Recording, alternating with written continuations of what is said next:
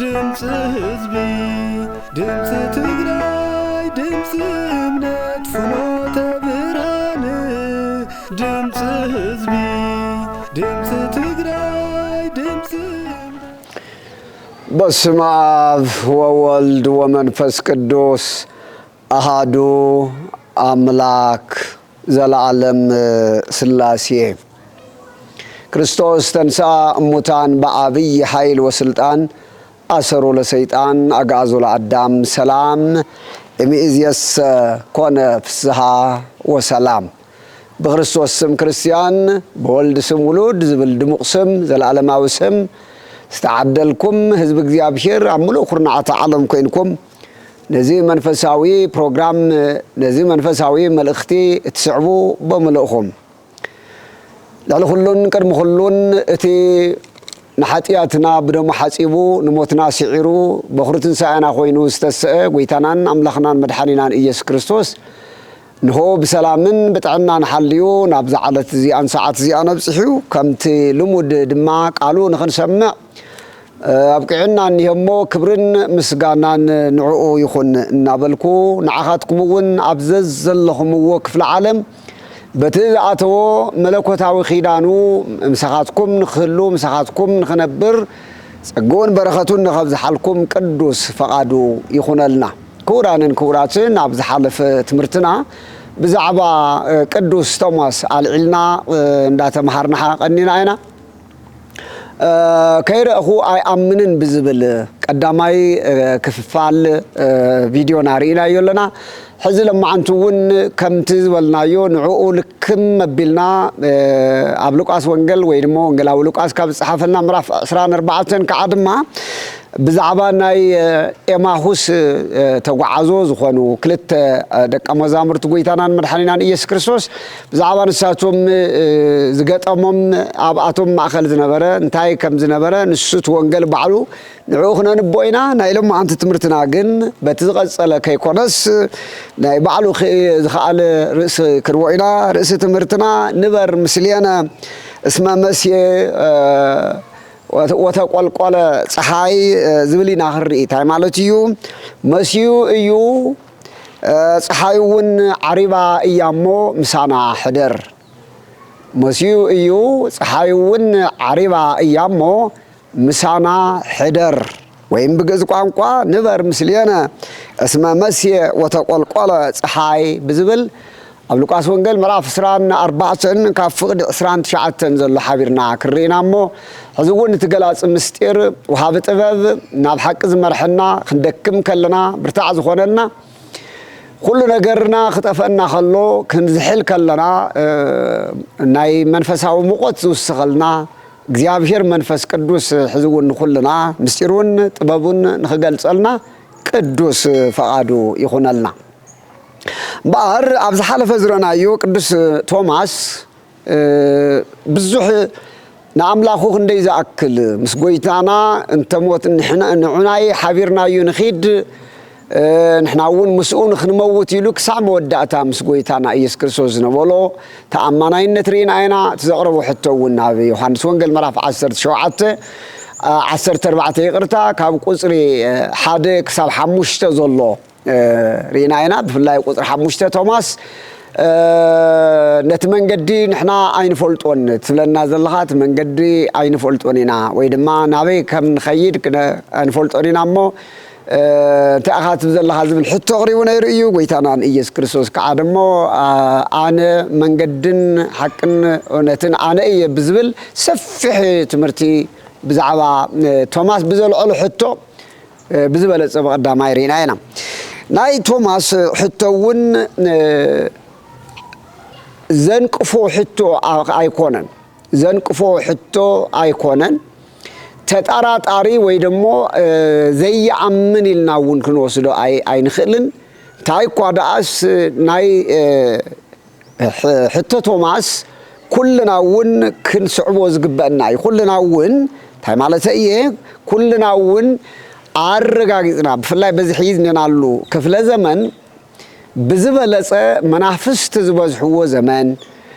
ብዙሕ ዘይእመን መሲሉ ዝረአ ዘይእመን ነገራት ኮይኑ መሲሉ ዝረአሉ ዘመን ስለ ዝኾነ ስኺልና ሓንጎፋይልና ንዝኾነ ከይንቅበል ዝኾነ ከይንኣምን ብዝበለፀ ነቲ እምነትና ተጠራጢርናዮ ከይንኸውን ከይኮናስ እቲ ንሪኦ ዘለና ብሓቂ ትክክለኛ ድዩ ኢልና ክነላልዮ ክንመራመር የድልየና እዩ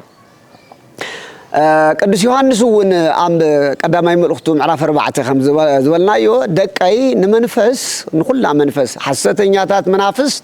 ወይም ሐሰተኛታት መምህራን ሐሰውት መምህራን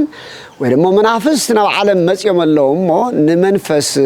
መርምርዋ ዳ እምበር ከም ዘላ ይትቀበልዋ ኢሉና እዩ ስለዚ ቅዱስ ቶማስ እውን እቲ ነገር ዝኾነ ወልደ እግዚአብሔር ሲ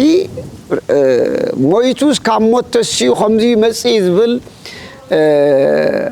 ኣመለኻኽት መይነበሮን እምነቱ እውን ኣይነበሮን ደጊምና ከም ዝበልናዮ ብዝሓለፈ ኣሽንኳይዶ ንሱ ኩሎም ሃዋርያት ትኾነ እውን ሲ ምትንስኡ ሲ ረሲዖሞ እዮም ትንሱ ዘምሮም ዝነበረ ተንስዮሞ እዮም ረሲዖሞ እዮም ሕዚ ከዓ ድማ እንደገና ሕዚ መፅኡ እውን ነቶም ሃዋርያት ሰላም ንዓኹም ይኹን ክብሎም ከሎ ሳቶም ትኾነውን ከም ዝደንገጹ ሪና ኢና ኣብ ሉቃስ ወንጌል ከም ዝደንገጹ ከም ዝረዓዱ ሪና ኢና ማቴዎስ ወንጌል ማለት እዩ ስለዚ ኣይትደንግጹ ንመንፈስሲ ስጋን ከም ዝትርእይዎ ከማይ ዓጽምን ስጋን የውልን ኢሉ ወንጌላዊ ሉቃስ ጽሓፉ ሕዝቡ ነንቦ ነጊርዎም እዩ ስለዚ ቶማስ እውን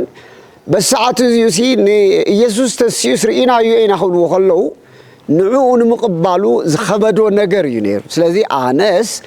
እቲ ምልክት ዝተወግአሉ እቲ ናይቲ ተሸንከረሉ ምልክት ኣብ ኢዱ ዘሎ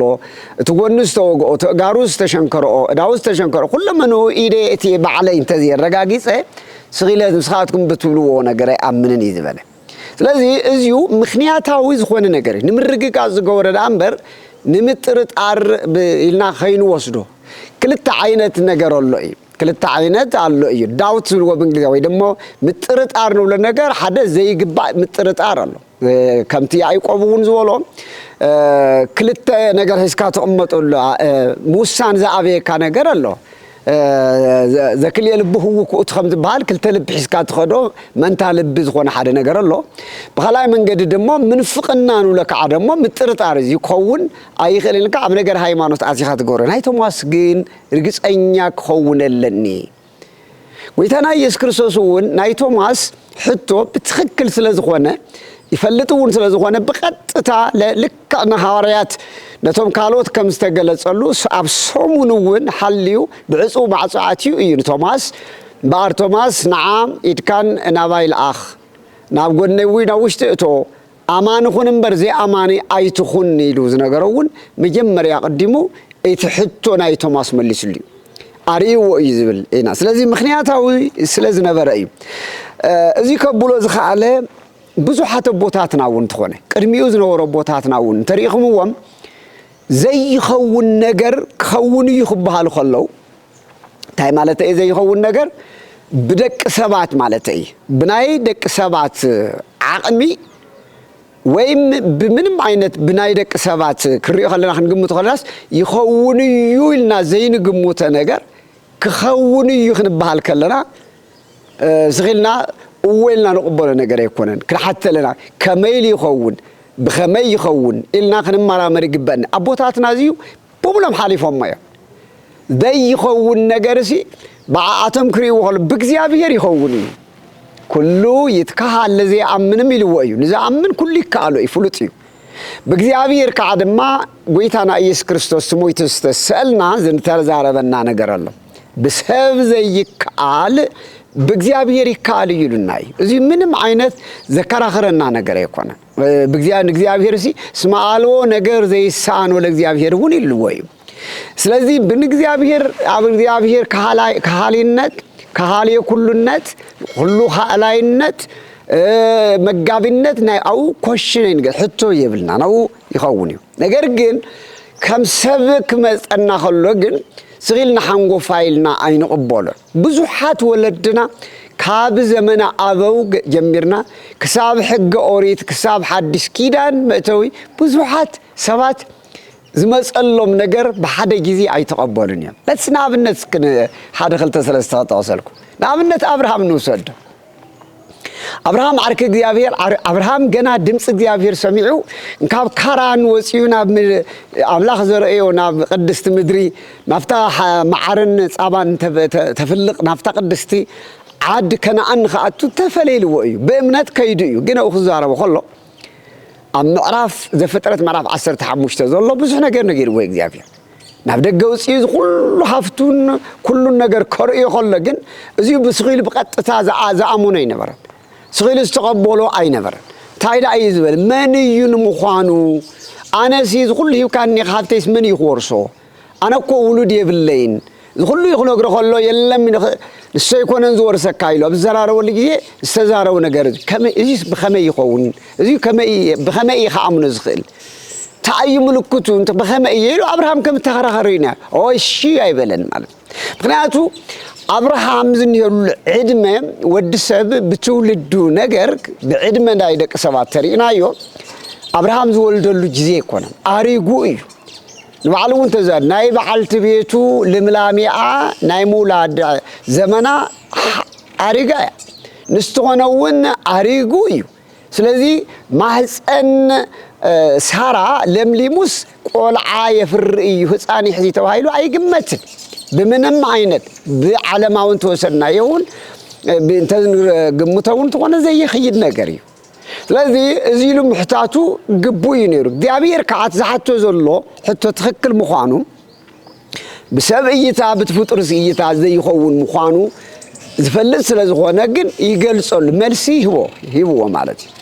لذي نسارا يخون نابرهام ونستنجرو أنت نجرو ساران تونتون نعمتها خمس لومي عمكم يوم جب حبيك نعمتها خمس لومي نابخات مللي خمسية سارة بعلت بيتك الناس تولد الكايخ ولو خلون سارة سحق اللون أقريمو من تأسحق على سارة تاي يسحق على نجار اللون زيابير دو سان نجار اللون يلوي عم زفترة 10 شهور تقول كم لازم زيابير سان نجار جن كم زعينة زيخ مسخلوجن تياقيلو موسيان تقولنا ناب زسات نام عرف سلسته ناب إسرائيل خوص خلوا مني أنا إزبله بأيت تكمل أنس إسرائيل نيكوص زخلت لنزل خاص هو معي أنا مني إزبله رجع جنس يزخر سخيلو زنجروا يتقبل دجاجي مو بوتاتنا يحطوا مالتي بدحريو ترى دادي أنا من ينزلوا ملس رخيبو بخمي كمزة وصام ملكت رخيبو اتزلوا خذوا اللون من مخانون عرقا جيسيو موسيه تعاتقون عبقبس دوره سلازي محتاج من رقاقاز تابع عقمنا عقب سلازخوانا محتاج صبوي موسيه آنس زي خمزي خقبرس من يانا إذبال سترائي ما يكون أما مسحف انت بقول كتري وخل لهم بقول مرافش جديون وعلى زقورة ريبو جديون ون إسرائيل سي بأخا كدحنهم ييلو قال እግዚአብሔር كنغرو خلو سي نو باي تدحنهم مخان كازرغاغص ول ነገር كنغبر الله ባርዛ መድሬት እዚ አሁላ ደረቅ ኮይና ነተሞ አብዛብዚ አንተ ጸምር ዘቀመጥኩ ታ ጸምር ዝነትላ ባር ንሳን እንታይ ትኹን ንሳን ባር ጠሊ ወረደላ ይዝበል ጠሊ ወረደላ ንሳሲ ትለምልም ጠምር ጠሊ ወረድና ባይ ይዝበል ከማኻ ኮይና ስለዚህ ኩሎም አቦታትና በቡሊ ኪዳን ዝነበሩ ተሆነውን ኩሉ ዝነገሮም እግዚአብሔር ባዕሉ እግዚአብሔር ኳንዳና ጋር እና ተዛረቦ ምንሃለው ይሙግቱው ነይሮም ይረጋግጹ ነይሮም ክንፈልጠለና ይውል ነይሮም እግዚአብሔር ከአ እና ገለጸለም ይመጡ የዲዮን ሐቲቱ የውጠል ወሪዳትለ ጠል ጸምር ዘየዲዮን ነው ቅዳሴ ማለት ጸምር ዘየዲዮን ስለዚህ ናይጄሪያውን ጸምሬልና ንመቤታችን ንምስላዚ ሐተታ ብዙ ሐለዎም ናይ ትርጓሜ ሊቃውንቱን በጽራ እዚ ነበረ እዩ ዳሃሩን ግን መጽኸለና አልበወሉ ዳሃሩን ብዙ ሐተ ቦታትናውን አመንጉ ሐዲስ ኪዳን ምምጽኡ ቅድሚ ምምጽኡን ዘካርያስ ረእይዎ ዘካርያስ አስተውልዎ ዘካርያስ ካህን ዘካርያስ አብይ ሽማግል አረጊት እዩ أدمي حليفو يو أبيت مقدس أبزي عطنا لسومن نايدابير ملاك قدوس جبريل بيمان مسوا خوينو خبصرو خلو صلوت كلم مناخان كل تقبل الكايو إلسابيت سويتها تولد لك أخلو خلو بتعمي سنبدة ويكعدما كميلي خوني زبول بس يخاف سرخ اللون كل بس نجارة خمي كرد أخيل سبيتي أريجا أنا أقول شمجيله تايتل اللي أنت ملاخنا يجيبير أنت ملاخ تايتل إن اللي خا إلي حطته مملكة نجار أنت بنتاي خفلت إلو خمس نجارة يا خم تفلتوا لا يجيبير ملاخ حيلون مرأي أنا جبريل إيه أبكر إجزابير زقوم أنا جبريل يلو كسبت نجار زيت خوون جن بهم خون إلو كم زر ينريلا أبزيو كلهم أبوتاتنا كوشين ناقور مسيم نسوتراي ما يكونه أتابر ختن نسهسن عدينا دنقل ماريام وريوا بدحر 3 عامات ويم 3 عامتا أبيت مقدسي عابيا بمنفس قدوس ناتحصنت عابيا ليلو سلازي أو عابيا دما قدوس جبريل مسيخنا خبسرا خلو دما نيل سابيت وين نجيرو بسيرو زكرياس بسيروس بمبل شاي ورحي يتتماساسلاي ملاك قدوس جبريل ناب ابز خدل جيزين نساون كصنسي ختولدي خيل خبسرا خلو يخوني لا سخيلا بها سخيلا يكونت تقبلت تخراخيراتو ايا نساون تكون ازي عينت كما يزبل سلام تايو زي سلام تايو سنت عينت سلام تايو طنا سلام تا خمس عينت زبل سلام تادل ايو مغنياتو زي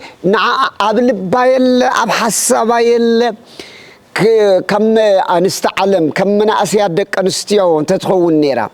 حلياوي نبي حلياوي تزنبرا نحليو كم كادق انستيو ناي غبير حاتيات وي ناي غبير سمعيت كوانت مال ناي غبير تفصاميت كوانت زي نبرن دق انستيو ግን حليو لون يفلطاين اكل متن كبصحة خلوا داب 10 حمشته خمصحف كبصحة خلوا يفلطاي تانز فلطا ولا نستيت غنا ور حصانات كوينن قالو እንዳተ ጸዋታ ولا ገጸር ኮይነን ሓደ ወድ ተባዕታይ ቆል አخرያ خلا ሓደ ወድ ወድ ተባዕታይ ውን ምንም መብዘይ ፈልጦላ አካለ መጠነ ዘይ በጽሕሉ ሳውን ታሪሽተ ቆልዓ አካለ መጠነ ዘይ በጽሕሉ በተለምዶ በማህበራዊ ነገር ወሰለ ናይ ክሕጽ እኮ ይናት ክሕጽ እኮ እንዳተባሉ ያዕብየው ድሓር ቀስና ወልና ተሓፋፈሩ ይመስየም after قدمه جزيه بصحلو قدم دالون لساتا والعون كم تمرعن حسبت يا تعبي كم تمرعو مو كم تولد مو اناتا ان حسبت يا تعبي بدور اذا خمسي ازبلت قالنا እግዚአብሔር መልአክ ወይ ዝኾነ አቦ ተገሊጹ ክትወልዲ እኺ ክጸንሲ እንተ ዝብል حتى ይኸውን ምክንያቱ ወያት ምክንያቱ ጽባህኑ ኮ ክምርዐየ ናብ ሰባይ ክኸዲየ ክምርዐየ ክወልዲ ላ ስለተአምን ዘላ ስለተፈልጥ شجر يلن ولادي تاملاخ دنقل الدينا قد ماريام كما يزبل السلام تأيزيو أزيو نعايز سلام تأيكون كسانسي خط والدي خط بلن زلخ السلام تأيزيو تعين السلام تأيزيو مخنياتو الساعة ماريام تملأخ كعا مستزاربا أنا سبعي عيفلت إن إذن قرزيو كما يلو يخوني يزبل تيلا بتعميات قاليسا بتعميات خراخيراتو بتعميات ماويتاتو بتعميات يلن أيخونني إيالاتو إذا بእግዚአብሔር ልብ በል ምክንያቱ እዚሁ ታብደቅ ሰባት አእምሮ በሃይማኖትና ንቅበሎ እዩ ከም ተቀዳማይ ደጋጊመ አነም ዝብሎ ሊቃውንት ኦርቶዶክሳዊት ተዋህዶ ቤተክርስቲያን በብቋንቁ የማልፈሎ ናት ኦን ትግርኛ ጥራይ ማይኮን ወላ ኻሊ እስምዑ ናወጻ ዘሎ አሃት ቤተክርስቲያናት ስምዑዎም ኣብ ኢትዮጵያ ዝኔው ሊቃውንት ናይ ኢትዮጵያ ኦርቶዶክስ ቤተክርስቲያን ሊቃውንት ውን ስምዑዎም ولد እግዚአብሔር ولد ካብ እግዚአብሔር አብ ናይሙ አካል ዘም አካል ባህሪ ዘም ባህሪ ናይሙ ውላዱ ምስጢር ረሕቀት ቅዱሳት መጻሕፍት ሊቃውንትን ታብዝሃውና ንሱ ማእኸል ጌርና እንደገና ደግሞ መንፈስ ቅዱስ ብዝገልጸልና መጠርቀት እናኸና ረሕቀት እናኸና ዳምበር ስንት ሆነው ንበጽሕሉ አይኮነ እነዚህ ነረጋግጸሉ በእምነትና በእምነትና ንቀበሎ خمت إبراهيم أسرت حرب بإمنتنا نقبله مالتي سلذي ولد እግዚአብሔር ون كابرنجل ماريام ون بحتم دنجل الناس تسأنس مبال كبيد مستيريو بحتم دنجلنا عندنا تولد بحتم دنجلنا ديو كيلو وتخن في الكلنا نزي من علماوي كبيديو نعنا نعمن تجن كله يتكهل لزي أمن ويدمو اسمعوا نجار زي سأنو لእግዚአብሔር كم زولو زي كوينيو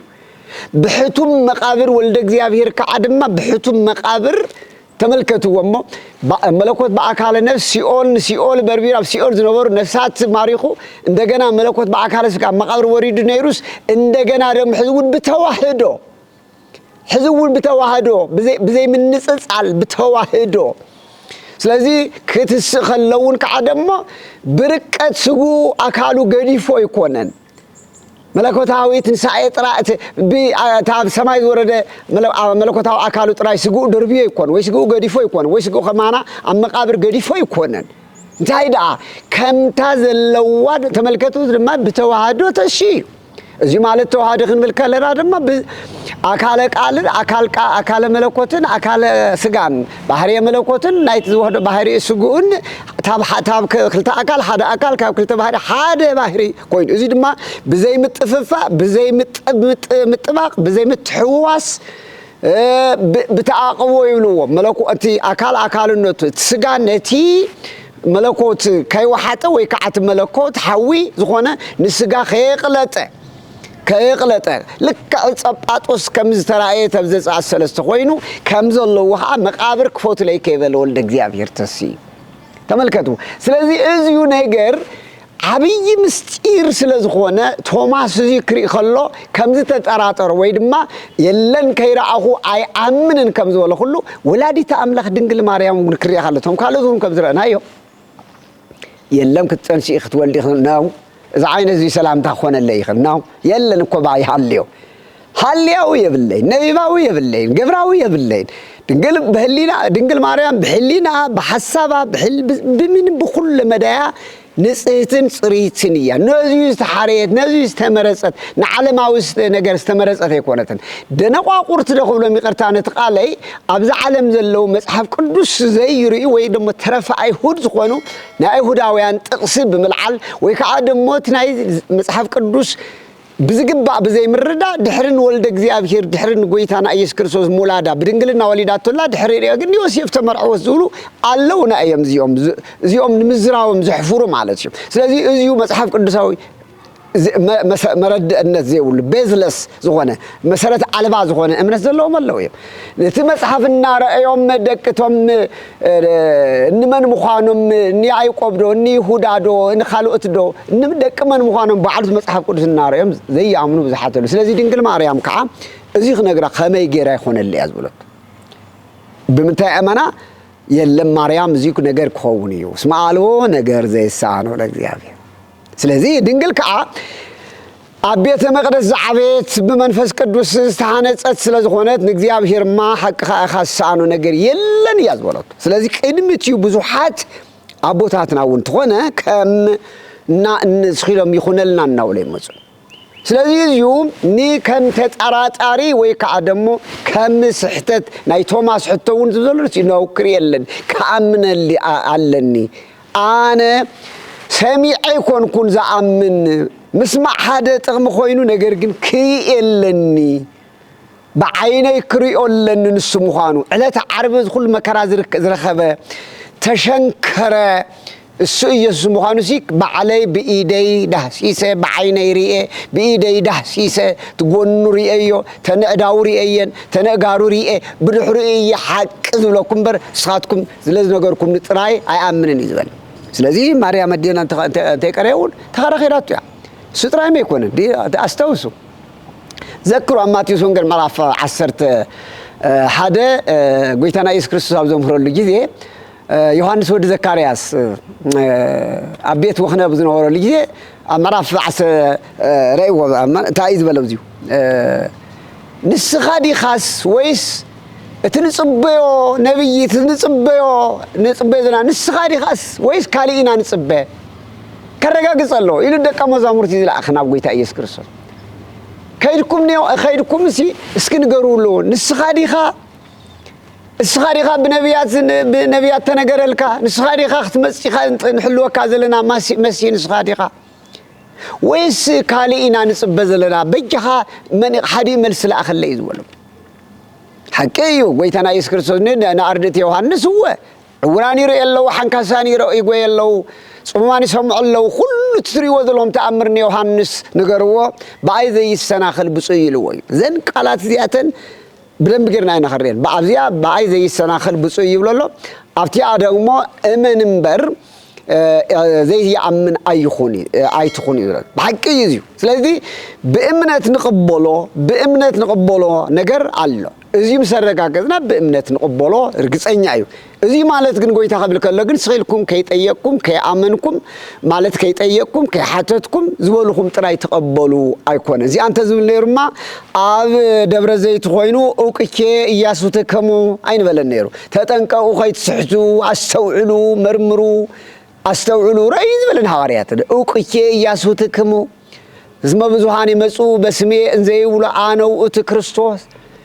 أنا يخرسون نقول بزحات كمص يوم بسمي سلازي بزي مخنيات كي يسحتهم تتنقوا كريستوس عفتي الله كريستوس عاوزي بالله كريستوس عاوز الدابا يبرله كريستوس عاوز جزاء يمرله تقولهم كي تسمعوهم كي تأمنوهم مخنياته عايش بربرت خالوت كمص يوم نزبل تمرتون اللي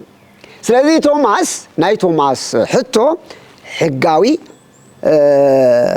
حتى يوم بزي مخنيات قاعد ما توماس هون أي تخوننن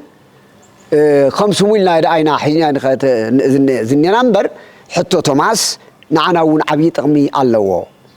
تقميت الله نحن أقول لهم تخونن أنت أين راخن زين تراتر نحن زعم الناس تقبلنا يجن كل التراترين خلنا سلزي عبد حزي كريستوس كم كلنا قرت فلتنا تردنا بالزمن زيو انت تطراترنا بحقي اي كريستوس بحتم دنجلنا تصوني سبول الناس كما يخوني يلنا تطراترنا منافقانينا ويكع حدوينا اي كريستوس بحتم دنجل مريمس بحتم دنجلنا ولدته ازي خونا يخل ندحريلنا ازي تخونه تطراترتينا منافقانينا معناتي ازيو اي كريستوس كما يجريو تعصو مقابر خفيت وصيو كفيت واللمبر كما يلي وصي انتلنا ازي ون منفقنا اي تاب هايمانتون وصايو اي كريستوس بكعرك كله سبوع قديفو أكلوا قديفو نسو داي قديفو خبز الناي من فقنا تمرتل حد يوم مبسال ساي سماي قديفو عرق وصي الله زول الله قال يوم كعتام مقابرون رقيقو وصل تسجيل والله هم زيو ناي توماس حتى عبي حتى زنبر نزر أنا اللي نسلزي محتاجنا صبغي مرعينا صبغي مرققاتنا صبغي فلا يلومي سغيل كاز نقرو خا كي تأمن لومي بزوحات دقنا بزي محتاتهم بزي مزرابهم فقودو اي امانيان فقودو زخد زلو زي محتاتهم نتاديهم بيت كريستيان تامنو امنات قرب يلوم زي محتاتهم متناي بيت كريستيانم دوغمو من قانونهم باغباب زي مردوم زخد زلو بزحات يمو بزي انا خريو زغبا زي قداماي ملخت ነገር ገርና نفتا استسنا لحانتيت نايلم عنتي وانجل تنبت نسا انبيبنا بحصير كعدمو تمرتنا خنعصينا تانبرتا رسنا خاين رسعو مسيو صحيون عربايا مسانا حدر زي ازلوا زلو مني لومي مسيو صحيون عربايا مو مسانا حدر بارزي حبرنا خلينا نبعنا ناي لوقاس وانجل معرف اسران 4 تاب قصري 13 كساب 30 5 زلو نباب بقطا خدبلكم كلهم تخاتاتلو مصحف قدسكم اوصو انه خعابتا معلتي تيا كلت دقه مزامورت كاب يروساليم 11 كيلومتر كاب يروساليم 11 كيلومتر كاب يروساليم 11 كيلومتر ناب ترحق إماهوس ناب تبهال عدي يخدو نبرو كاب 10 يروساليم مسي 11 كيلومتر نابترحق عدي يما هوش يخدو نبرو نساتهم دما بتخلو زخونه نساتهم يزارو نبرو انتزرارون انت مرامرون تلو خعا يسوس مساتهم حوس سيلو كخيد جمره يسوس مساتهم حوس سيلو كخيد جمره كيلالي وغنا عينتم تخليل النبرة لببلو كيلالي وغنا عينتم تخليل النبرة زيو عبيد حرم مأسرنا كنا تقالوا لنا لببلو نسود ما ازي ناخدكم نسنسخاتكم تزراروا زلخم نجر انتاي ايو الو طيقم نساتهم كعا حازينهم دو بلو حازينهم دو بلو حدا كاباتهم سمو قليوبا تفتم تقعز قليوبا زبحال بزن معلتتات زياتن نزي اب يروساليم زخونه نجر ايتفل زي تفلط سي نسخا بينخا دو غاشا ايخا إلو ملسلو نسخا ملت يسوس كعا انتا ايو بلوم ساتمون كمزي لهم ملسلو بزعبا ناي نازريت إيسوس إيو بزعبا ناي نازريت إيسوس بزعبا أتي نازريتاوي إيسوس إيو نسو إيسوس مالتيو نسو أبكرم إغزيابيرين أبكرم كل حزبين بقبرين بقالين برتع نبي نبرة لببالو يترخوا لله برتع نبي نبرة بقبرين بقالين بقول استمالمن برتع نبي نبرة يقولوا والله نو لكأنا كاهناتين شمونياتاتين ناي موت فردي حلفهم كم ذهبون كم قتلون نحنا قنا إسرائيل زدحن نسو إيويلنا تسفى نقبر نيرنا تملكتو تسفى نقبر نيرنا بكحي تسفى تودي خمز اللي ريبو تسفى نقبر نيرنا مسز خلو خعا ازوي كابز خون لومي سالساي معالتي ايو كابانا نام مقابر قسقسن زخدا خيدن زنبرا انستقنا زقرم نقرانا نقرم نقرانا زقرم انتاي زقرم نسو سقو مس سعانا حياو مخانو زنقرون رأي ملائخت خمز رأيا مسيئن نقرانا نسو حياوكم زخوانا مقابر كم ذي ملائخت خمز نقرون مسيئن نقرانا زقرم نقرانا كابانا ون قلياتهم سباتنا مقابر مسكدو كمتي اتن انستي زبلو اخوينو رخبوه بيتروسن يوحنسن داوي خيدميم اي رخبوه نعو قنا اي رخبوه يترخوا للو لببلت عندان اكتن بخلهم بمرد انبوه ኢየሱስ ይምሳአተም ሑሲ ልዝኸር ዘሎ ንኢየሱስ እዮም ይትርኹሉ ዘለው ንዑ እዮም ይትርኹሉ ዘለው ይትርኹሉ ዘለው ንሱ ድማ አቱም ነቢያት ዝተዛረብዎ ኩሉ ንምእማን ልቦም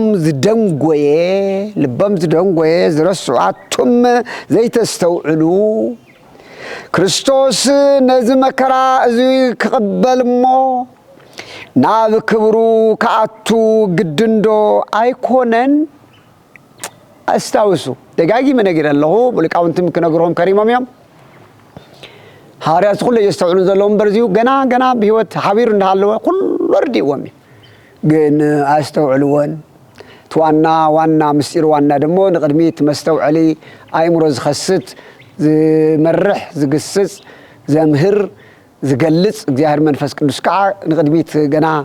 አይወረደሎም ነይሩ ግን በተዘለውም ተዋሃቦም ጸጋ ተዋሃቦም ዘሎ ዕውቀት ናይ ባዕሎም ግን ክዝክሩ ወይ ካሉን ማለት እዩ ስለዚህ ግስጾምሎ ይግስጻሎ ይናገረምሎ ክርስቶስ ነዚ መከራ እዚ ክቅበልሞ ናብ ክብሩ ከአቱ ግድንዶ አይኮነን በሎም ነቲ ብዛዕብኡ ኣብ ኩሉ መጻሕፍቲ ዘሎ ካብ ሙሴን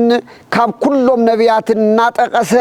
ክገልጸሎም ጀመረ ካብ ሙሴ ጀሚሩ ክሳብ ዘሎ ንሱ ክርስቶስ እናገለጸሎም ይትረኸሎም ካብ ሙሴ እንታይ ነይሩ እግዚአብሔር እንታይ ነብይ ያነስለክሙ ማሃዊክሙ ዘከማይ እግዚአብሔር ካብ ማእኸልኩም ከማይ ዝበለ ነብይ ኸትንሰልኩም ነቲ ነብይ ንሱ ዘይተሰምዕ እንተሕዳልያ ኮይና ታብ ዝባይ ነቀል እንዳበረ ይዛረብ ነይሩ እግዚአብሔር በቃ ከማይ ዝበለ ነብይ ታባሃት እቲ አመናው ነብይ እቲ ትንቢቱ ናይ ባህሪ ገንዘብ ትንቢቱ ናይ አምላኽነቱ ገንዘብ ዝኾነ ትንቢቱ ብጸጋ ዝተዋሃቦ ጸጋ ትንቢት ከም ናይ ባዕል ኢሳይያስ ከም ናይ ባዕል ሕዝቅኤል ከምቶም ነቢያት ተይኮነስ ትንቢቱ ናይ ባዕል ዝኾነ ክንበይ ከሎ መለኮታዊ ትንቢት አምላካዊ ትንቢት ገንዘቡ ዝኾነ ንሱ ከም ዝኾነ ካብ ሙሴ ገለጸሎም ጀመረ ናፍታ يخدواز نبرو عدي مسقربو ناب إمهوس مسقربو حالفو زخيد مسألة شنطف في المنقد حلف في الزغد مسألة منساتهم قنا مسيئيو صحايون عريبا أيامو مسانا حدا هربلو حزون جنا عيل عليه ونزلوا عندهم تتحيز جن حزون قاشا هي كل عندنا جرم كلهم هيروا ملو نجيروا ملو كل نجار جن زترغلهم زل حلاف من جد أمبر نسوت السيس أملاخ نسو مخانو جن بحكي سرد وكسب ذا ساعات يا جن مسيم سان حدر أخبروه كتكدي بالكان سلمات يمسان حدر مسانا حي عربايا مسانا حدر بلو لب بلو بزوحات ولدنا انتي تردؤم قاشو بمقبال ملائكة እግዚአብሔር ከይቀር ያስተአናግደም بزوحات ቅዱሳን ተሰወሩ ከይቀር ያስተአናግደም አምላክ ዘአክሉን ያስተአናግደም ጋሻ መቅባል ገዛና እቶ ርህራሄ ማሃብ ዘምሰብዚያት ዋላኳ ክርስቶስ ኢየሱስ ንሱ እንኳን ተዘይተረዶም ግን መሲህ ስለዘሎ ግን ሰዓቶም ዕርፍ ኢልክ ሓድር ግን ጋቢ ዘሞየ እዚ ዓብይ ትምህርቲ ኢና ንርኢታው ዚአቶም ወን ዳሃር ጽበልዎ አጥቢቆም ለመንዎ አጥቢቆም ምሳና ሕደር በልዎ አጥቢቆም ለመንዎ ንሱ ከዓ مسأتهم كحدر أتوه እግዚአብሔር ይመስገን ታይዝል መጽሐፍ አባርኻ ማዕጾ ገዛኻ ኮይነ አንኳ ኹሕለኹ ድምፀይ ሰሚዕኻ ደወይ ሰሚዑ ዝኸፍተኒ ተልዩ ከአቱ እዩ ምስኡ ድራር ክበልዕየ ወይ ከዓ ደሞ ነተቃለይ በቃለይ ነተቃለይ ዘአምን ሰብ እንድሕረልዩ በታ አነ በቃለይ ተዛረብኩ ዘአምን ሰብ ተልዩሲ አነ ነቦይን መጺና አኡ ምዕራፍ ክንገብሪና ይዝበል አባርኻ ኮይነ አንኳ ኹሕለኹ ሓብለለኹ انت زخفتلي انت رخيبه زخفتلي انت حرت خفيت قاللي مسخا كداو غزخا اتي مسخا درارك بلي لب معصو مالت ناي غزخا معصو يكون لبخا مالتي لبخا خفتلي سلازي يبلو مولو دحرسو بدحريو اتيقوم لمنو كعب ساعتهم اتوه اما ادم ساعتهم مستقمط ادما حزي ما اد تقميت تقري والله ما اديت هيكون كوني خن قدميت انجرا العيلو باريخو قوريسو هابوم سيد قرص الله بدل انجرا العلو باريخو قريسو هابوم نبعلك لا يبقى እግዚአብሔር ይመስገን تعدلوا باريخو هابوم شو عينتم تخفتامو على ليو بس ما اول كبر مسغانا يصح شو تانجرا باريخو قديسو مسحابوم عينتم قح تبلاس قح انت ولز كلس بددحريهم زتر كلس نورس نسو ممرو بيس كريستوس زكلس مخرب زعاله نسو بخانو رحرحي بكلس تردو لب نبل عينتنا اندحرت تحيزنا يقدر عينت لبنا عينت ميرينا يريو عينت سقوم يعورن عين سقوم يعورن عين لبوم يتخليل نيرو عين حلنا وميتخلل نيرو لو مبزح ما بزحتنا عين حلنا ناوي عين لبنا عوراتنا عين اذان وشتنا عورات صماماتنا نزيوني لك هذا النغزيو اينت امرو وتركيا كير ايا وايزان نهيك قال لزبحتي تكيسما او غيتا ناي امرو ناي فلطت ناي مستوعل اينتي هذانا كل جزين عخان خريا اينت وشتغ اندحر عور كوين كان املاخ كتري يقدف املاخ زبلكام كتغبري تخدلهم كل عور سلازخونه نغبرو زلنا ناي عورات كاهن عور دياقونا عور مبزحتنا دياقوناتنا عورات كهناتنا عورات ممناننا عورات منقوساتنا عورات ጳጳሳትና ዕውራት ስለዝኾንና እቲ አምላኽ ዝበለና በአግባቡ ክንከይድ ዘይከአልና ሓጎጽ ጎጽ እንዳበልና ንዑር ዘለና በዓለም ዓይን ልብና እንተ ዝኽፈት እዝኒ ልብና እንተ ዝኽፈት ነይሩ ከመይ ዝኣክልና ኣክል ነዚ ዓዲ እዚ ንለወጥና እየ ነርና ንዓለም ንለወጥና እየ ነርና ግን እዛና ሕዚ ታየድልየና ጎይታ ባሪኹ ቀዲሱ ታንጀራ ምስሓቦም ዓይንቶም ተኸፊቶም ሎምውን አምላኽ ባዕሉ እንተ ዘይከፊቱልና ንኸፍተልና ድልውናትን ኮይና እንተ ዘይቀሪብናዮ ዕውራትና ንኾን ማለት ስለዚ ብድሕሪኡ ተዓላለይዎ ንሱ ግና ካብ ተሰወረ ኢሚዲየት ሻዓ ህለም ተመልከት ያውን ተዋቶም ተሰወረ راح خده نساتهم كا ايتي امن قدي كزاربنان مصحفتنا تقس خجل صلنا ننتلودو قدا لبنا يندنا عين برن يقعد أمير بقول ده ترخ نقرأ كله ويني زخلوخ نقرأنا خلو زخلوخ نقرأنا مسحفت إنها ترخ لبناش يندنا دو أي نفرن تبها حالو بتا ساعات إتيا تلعيلهم نبي يروساليم تملسوا اتوم عسرت حادد كمزامرتن نتوم ساعتهم زنبورون تأكيوهم رخبوهم بحقي قويتا تسيويو نسمعون ترأيو ايو يولو نبرو اتوم كل تدما نأتي عمن قد زخونن يرى خقرس انتلو كمي إلهم كمزلاليون نقروا ومبلنا كبرن مسقانان نعو يخون مسيو ايو صحيون عربا ايامو مسانا حدا سلذي قويتانا مدحانينا إيس كريستوس تملكت نخلهم ببقصهم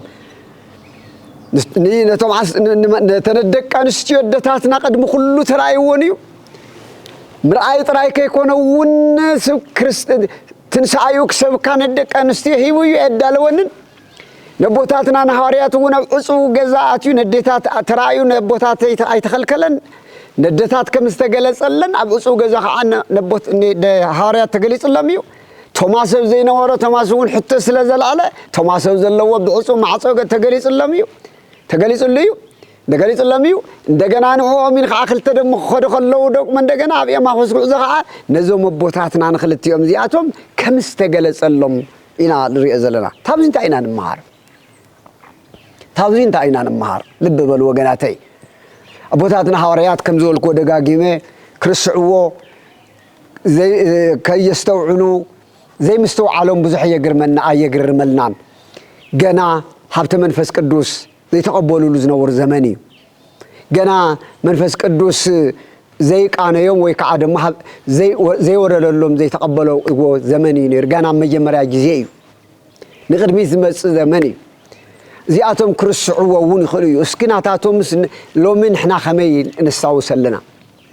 لومي بحقي تنساي ويتا تسيؤلنا كم زراب زلله بعين حلينا نادو نريو لنا لومي زمن تنساي خوينا خنزارب كلنا لومي كريستوس تنسا موتان كنبل كلنا مقابر كي كفتن نجر جن بدقيرو ختصخلو نفسات ماريخو خوصخلو نريو لنا انت ايز بلنا لب املاح داويتكو بزعوازيكو اقديموكو ايو تزاريو زلو بتفلالي ببمعرب بقداماي وتنسا እግዚአብሔር ከምቲ ጉዕሽ ስዋወይ ከዓ ዘስክር ወይን ሰትዩ ደቅሹ ዝነበረው ሓርበ ጎበዝ ሞ ድሓር ብድቅ ከም ዝብል ከምኡ ፈጢኑ ተሰይ ዝበለናኮ ሎም ከዓ ይእዝየ እትነሳይ በእግዚአብሔር ዝበለኮ ኢና ለማዓት ነበረስብከት ይእዝየ እትነሳይ በእግዚአብሔር ከም ዝበለ ሎም ክትሰይ የበለ እግዚአብሔር ኮይ ይእዝየ እትነሳ በእግዚአብሔር ወአግህድ ቦቱ زلازي ود كت لومسي كتسيه بلا يزي يتنسى እግዚአብሔር ريسي مدحانيته واغهد بوتو مدحانيت كغبريه خገልጾየ ኮይዝ በለና ይሉ ዳዊት ዝብሎ ሎሚ ክርስቶስ ምትሱ ይረአየና አይደል ወይስ ከምቶም ተጓዓዞና ኤማሆስ መንገድ እንዳኸድና አብዝ ኸድና ይበቃ ሕዝቡ ንትርኺና ዝኒና አብየት ከመይ ዝበለ ተስፋ ቆሪጾ ብረይዎም نسخة قاشة يروسالم ديخا أبو يروسالم تفصم يرخايا كما يزبالة تسفا غيرنا نيرنا نإسرائيل زدحن مدحن كخولينا نصبيو نيرنا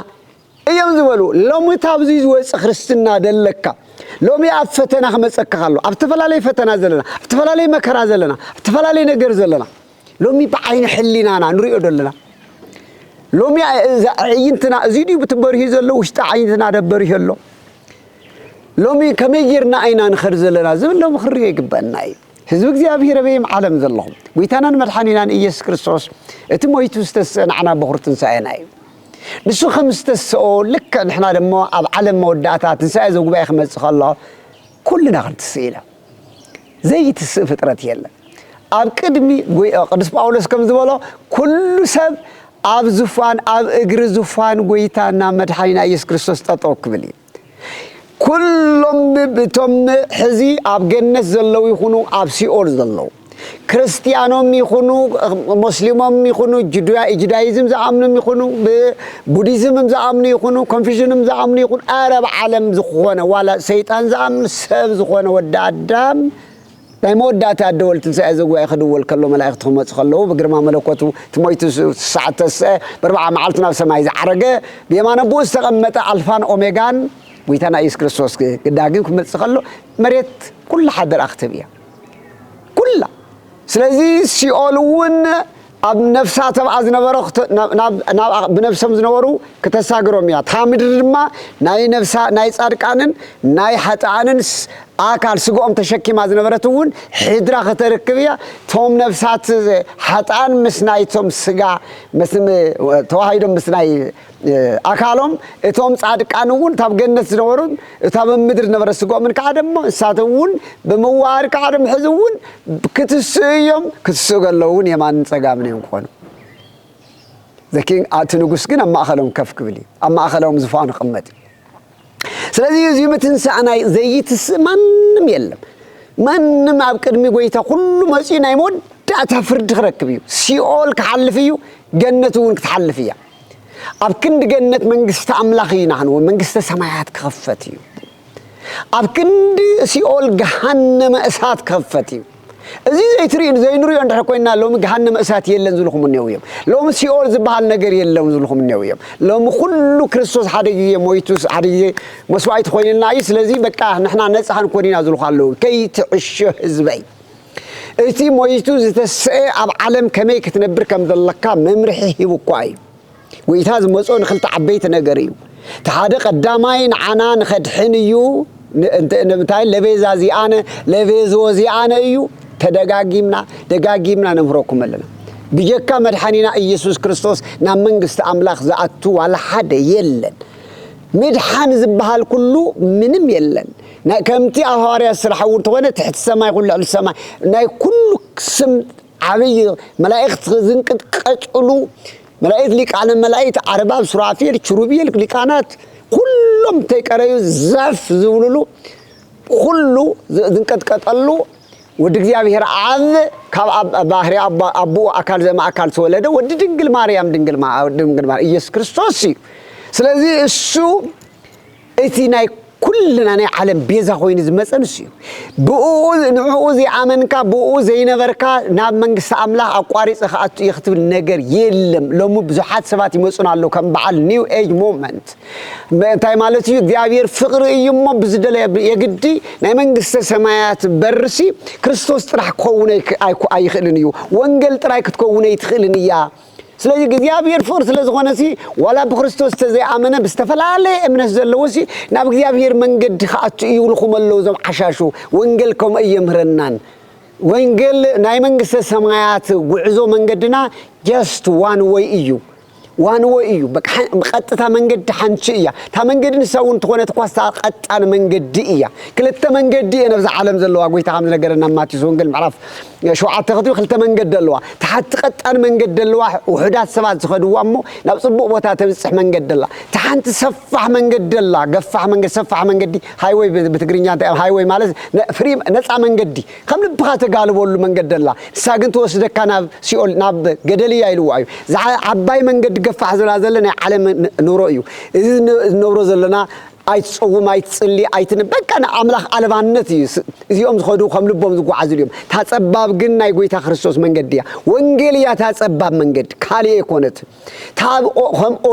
ኦሪት ነው ገፋያ ነራ ተዋዓካ ተወቅን ተጸፍዓካ ጽፈን ተቀተለካ ተቆትሎ ወንጌል ግን ጸባብ መንገድ ያ በዚ አዝኸዱ ግን መንግስት አምላኽ ወንጌል ግን ጎይታና መድኃኒና ኢየሱስ ክርስቶስ እዩ ስለዚህ በጎይታና በኢየሱስ ክርስቶስ ዘአመነ ጥራይ እንተ ዘይኮይኑ እሞ አሚን በስም አብን ወልድን መንፈስ ቅዱስ ተጠመቀ እንተ ዘይኮይኑ አይነግረናን ካሊ መስኮት የለን ዝኾነ ኩሎም ለአብነት አቦታትና ቅዱሳን አቦታትና ጻድቃን ንብሎም ዚኦም ኩሎም ምንታና ዝጽልዩ ምንታና ዝልምኑ ምንታና ዘማሉ ዚኦም ኩሎም ናብ ክርስቶስ ክንመጽ በክርስቶስ ክንድሕንድ አንበር ናብ ክርስቶስ ከይመጹስ ባዕላቶም ሲሕቦም ናብ መንግስት አምላኽ ዘእትውሉ መንገድ ይብሎም ንሕናውን ንብለኩም ዘለና ቅዱስ ጳውሎስ ከም ዝበሎ ናይ ምትዕራቅን ናይ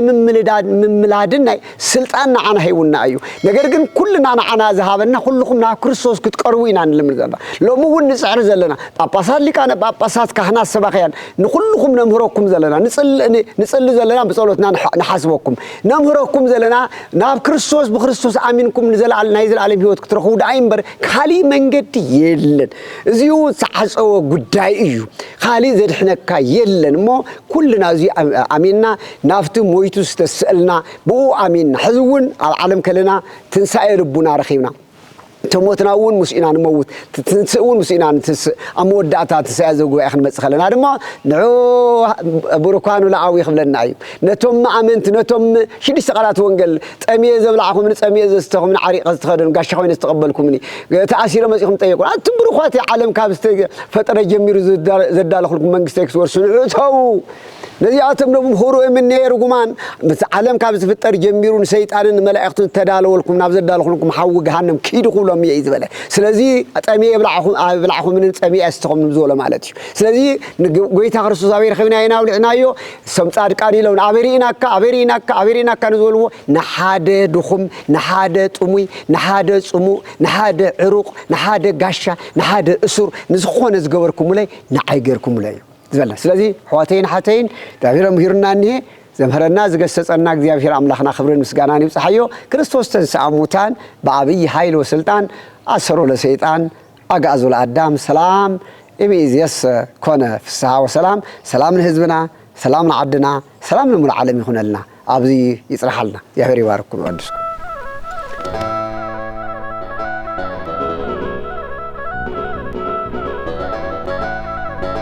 ድምጽ ህዝቢ ድምጽ ትግራይ ድምጽ እምነት ፍኖተ ብርሃን ድምጽ ህዝቢ ድምጽ ትግራይ